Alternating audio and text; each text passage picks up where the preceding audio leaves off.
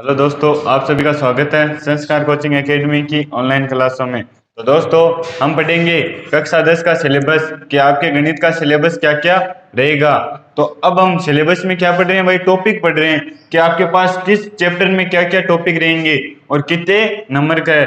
तो भाई पढ़ते हैं। तो आपकी पहली यूनिट रहेगी वास्तविक संख्या, कितने नंबर की? 4 नंबर की वास्तविक संख्या रहेगी भाई। और टॉपिक क्या क्या रहेंगे उसमें? टॉपिक रहेंगे आपके पास यूक्लिड विभाजन प्रमेयिका। ठीक है भाई। आगे अंक गणित की आधारभूत प्रमेय रहेगी, अपरिमेय संख्याओं का पुनर्भ्रमण और परिमेय संख्याओं और दशमलव प्रसारों का पुनर्भ्रमण। यानी आपके पास ये 4 से 5 टॉपिक रहेंगे भाई, 4 नंबर के। आगे बात करूं मैं तो अगली यूनिट रहेगी आपके पास बीजगणित, कितने नंबर की भाई? 18 नंबर की। और इसमें कितने चैप्टर रहेंगे आपके पास? बहुपद, दो चरों वाले रैखिक समीकरण और द्विघात समीकरण और समांतर श्रेणी। यानी इस यूनिट में आपके पास 4 चैप्टर रहेंगे। कितने नंबर के भाई? 18 नंबर के। पहले बहुपद की बात करूं तो 3 नंबर का रहेगा। उसमें आपके पास कौन कौन से टॉपिक रहेंगे भाई? बहुपद के शून्यकों का ज्यामितीय अर्थ निकालना। आगे किसी बहुपद के शून्य को और गुणांकों में संबंध, यानी बहुपद के शून्य और गुणांकों में क्या संबंध होता है वो सीखेंगे। बहुपद के लिए विभाजन एल्गोरिथम पढ़ेंगे। आगे यदि मैं बात करूं तो आपके पास अगला तीसरा चैप्टर रहेगा दो चर वाले रैखिक समीकरण का युग्म। कितने नंबर का भाई? 6 नंबर का। यानी इसमें आपके पास ग्राफ वाला प्रश्न जो पूछा जाता है इसी चैप्टर से पूछा जाता है और आपके 6 नंबर यहीं पर ही पक्के हो जाते हैं भाई, बोर्ड में जाने से पहले ही। तो आपके पास इसमें कौन कौन से टॉपिक रहेंगे भाई? दो चरों वाले रैखिक समीकरण युग्म, वो तो रहेगा ही, चैप्टर का नाम है। आगे रैखिक समीकरण युग्म का ग्राफीय विधि से हल रहेगा। ठीक है। एक रैखिक समीकरण को हल करने की विधि सीखेंगे हम। बीजगणितीय विधि सीखेंगे भाई, प्रतिस्थापन विधि, विलोपन विधि और वज्र गुणन विधि। और क्या सीखेंगे? और सीखेंगे दो चरों के रैखिक समीकरणों के युग्म में बदले जा सकने वाले समीकरण। यानी हम इस चैप्टर में इतने टॉपिक पढ़ेंगे। और कितने नंबर का आएगा भाई पेपर में? 6 नंबर का आएगा ये चैप्टर आपके पास। अगला चैप्टर, चौथा चैप्टर आपके पास क्या रहेगा भाई? द्विघात समीकरण। कौन सा? द्विघात समीकरण। कितने नंबर का भाई? 4 नंबर का रहेगा। और 4 नंबर में आपके पास क्या क्या आएंगे भाई? द्विघात समीकरण और गुणनखंडों द्वारा द्विघात समीकरण का हल, यानी दो घात समीकरण को गुणनखंडों द्वारा कैसे हल करेंगे। आगे द्विघात समीकरण का पूर्ण वर्ग बनाकर हल कैसे ज्ञात करेंगे भाई, और मूलों की प्रकृति हम पढ़ेंगे। आगे मैं बात करूं तो 5वां चैप्टर आपके पास समांतर श्रेणी का रहेगा बीजगणित में भाई। कितने नंबर का? 5 नंबर का। और 5 नंबर में कौन कौन से टॉपिक आएंगे आपके पास? समांतर श्रेणियां आएंगी और समांतर श्रेणी का अनुपद निकालना आएगा और समांतर श्रेणी के प्रथम n पदों का योगफल आएगा। आगे आगे आपके पास तीसरी यूनिट क्या है भाई? ज्यामिति। और कितने नंबर की रहेगी? 15 नंबर की। और उसमें कौन कौन सी चैप्टर आपके पास? छठा चैप्टर रहेगा त्रिभुज, 10वां चैप्टर वृत्त रहेगा और 11वां चैप्टर रचनाएं रहेगी। यानी आपके त्रिभुज कितने नंबर का आएगा भाई? 4 नंबर का।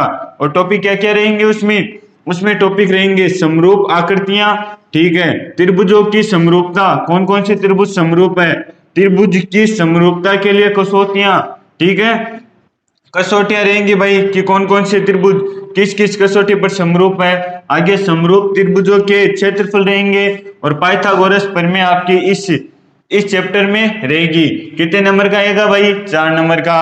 आगे मैं बात करूं तो आपका 10वां चैप्टर जो आपके ज्यामिति में आएगा वृत्त। कितने नंबर का वृत्त आएगा भाई? 5 नंबर का आएगा। और वृत्त में आपके पास कौन कौन से टॉपिक रहेंगे भाई? वृत्त की स्पर्श रेखा और एक बिंदु से एक वृत्त पर स्पर्श रेखाओं की संख्या। ठीक है भाई, दो आपके पास दो ही टॉपिक है। कितने नंबर के? 5 नंबर के। आगे मैं बात करूं तो 11वां चैप्टर रहेगा रचनाएं। कितने नंबर का रहेगा भाई? 6 नंबर का। तो 6 नंबर में आपके पास टॉपिक क्या रहेंगे कि रेखाखंड का विभाजन और किसी वृत्त पर स्पर्श रेखाओं की संख्या। यानी आपके पास दो टॉपिक रहेंगे 6 नंबर के। तो आगे हम सिलेबस करते हैं भाई, आप जल्दी से इसका स्क्रीनशॉट ले सकते हो। तो अब भाई आगे कोर्स देखते हैं आपका क्या क्या कोर्स है। तो आपकी आपकी आपकी चौथी यूनिट कौन सी है भाई? निर्देशांक ज्यामिति। और कितने नंबर की आपके पास? 6 नंबर की प्रश्नावली है। और केवल एक प्रश्नावली रहेगी भाई 7वीं, और उसमें आप क्या क्या सीखोगे, आप दूरी सूत्र, विभाजन सूत्र और त्रिभुज का क्षेत्रफल, यानी आपके पास तीन तीन टॉपिक रहेंगे और 6 नंबर के टॉपिक आपके रहेंगे। आगे मैं बात करूं तो आपके 5वीं यूनिट क्या है भाई, त्रिकोणमिति, कितने नंबर की आएगी भाई, 12 नंबर की आएगी। और 12 नंबर में आपके पास चैप्टर कौन कौन से रहेंगे भाई, 8वां और 9वां चैप्टर। 8वां रहेगा त्रिकोणमिति का परिचय और 9वां रहेगा त्रिकोणमिति के अनुप्रयोग, जिसमें से 8वां चैप्टर आपका 8 नंबर का रहेगा भाई। और 8 नंबर में टॉपिक कौन कौन से होंगे भाई, त्रिकोणमिति अनुपात कौन कौन से होते हैं, कुछ विशिष्ट कोणों के त्रिकोणमिति अनुपात, आगे आप पूरक कोणों के त्रिकोणमिति अनुपात पढ़ोगे भाई, और त्रिकोणमितीय सर्वसमीका आप पढ़ोगे। तो आगे मैं बात करूं तो 9वां चैप्टर रहेगा भाई त्रिकोणमिति में, और कितने नंबर का भाई, 4 नंबर का, त्रिकोणमिति के कुछ अनुप्रयोग। और अनुप्रयोग में आप ऊंचाइयों के बारे में पढ़ोगे और दूरियों के बारे में पढ़ोगे। तो आपके पास 2 टॉपिक रहेंगे भाई 4 नंबर के। आगे क्षेत्रमिति की बात करूं तो क्षेत्रमिति आपका अगला यूनिट रहेगी 10 नंबर की, और उसमें आपके पास 12वां चैप्टर रहेगा और 13वां चैप्टर रहेगा। 12वां चैप्टर आपका 4 नंबर का रहेगा, और पृष्ठीय क्षेत्रफल और आयतन 13वां चैप्टर आपके पास 6 नंबर का रहेगा। तो आप 12वें चैप्टर में वृत्तों से संबंधित क्षेत्रफल में आप क्या क्या टॉपिक पढ़ोगे, तो आप पढ़ोगे वृत्त का परिमाप और क्षेत्रफल, ये आप जानते हो भाई, ठीक है। त्रिज्यखंड और वृत्तखंड के क्षेत्रफल के बारे में पढ़ोगे, समतल आकृतियों के संयोजन के क्षेत्रफल के बारे में आप पढ़ोगे।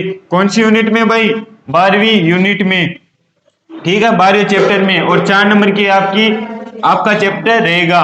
आगे मैं बात करूं तो पृष्ठीय क्षेत्रफल और आयतन की कितने नंबर का रहेगा भाई, 6 नंबर का, यानी 13वीं प्रश्नावली आपकी 6 नंबर की है। और उसमें टॉपिक क्या क्या रहेंगे आपके पास, टॉपिक रहेंगे ठोसों के संयोजन का पृष्ठीय क्षेत्रफल, ठोसों के संयोजन का आयतन, एक ठोस का एक आकार से दूसरे आकार में रूपांतर, और शंकु का छिन्नक, ठीक है भाई, शंकु का छिन्नक। तो ये आपके पास टॉपिक रहेंगे और 6 नंबर के रहेंगे। आगे 7वीं यूनिट आपके पास सांख्यिकी एवं प्रायिकता की रहेगी भाई, और 15 नंबर की ये दोनों प्रश्नावलियां कितने नंबर की रहेगी भाई, 15 नंबर की रहेगी।